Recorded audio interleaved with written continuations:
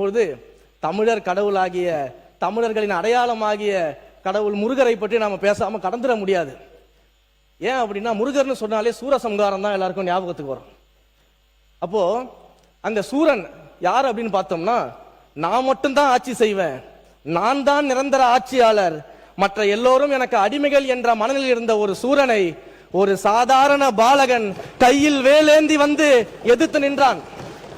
அப்ப அந்த சூரன் சொன்னாராம், இந்த சின்ன பையனா என்னை எதிர்த்து போர் புரிய போறான், இந்த சின்ன பையனா என்னை எதிர்த்து வென்று விட போறான் அப்படின்னு ஏளனமா பேசினாராம். ஆனா அந்த சின்ன பையன் தான் வேலேந்தி சூரனுடைய அந்த ஆட்சிக்கு முடிவுரை கொண்டு வந்தாரு.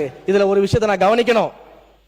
அதே சூரன் தோல்வியுற்ற பிறகு அந்த முருகரை பார்த்து பாடுறாராம், கோலமா மஞ்சை தண்ணில் குலவிய குமரன் தன்னை பாலன் என்று இருந்தேன், பரிசிவை உணர்ந்திலேன் யான் அப்படின்னு பாடுறாராம்.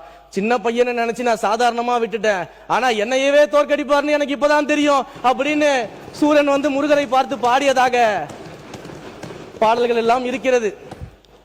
நான் சொல்றது 2026 தேர்தலும் கிட்டத்தட்ட ஒரு சூரசம்ஹாரம் தான் அப்படின்றதுக்காக தான்.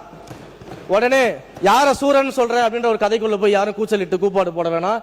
நான் சொல்ற சூரன் அப்படிங்கிறது ஊழல், லஞ்சம், மக்களை பிரித்தாளக்கூடிய சாதிய அரசியல், மத அரசியல் என்ற சூரனை வீழ்த்தி எங்களுடைய வேலன் ஒரு ஜனநாயக ஆட்சியை இன்றைக்கு தமிழ்நாட்டில் நிறுவி இருக்கிறாரு.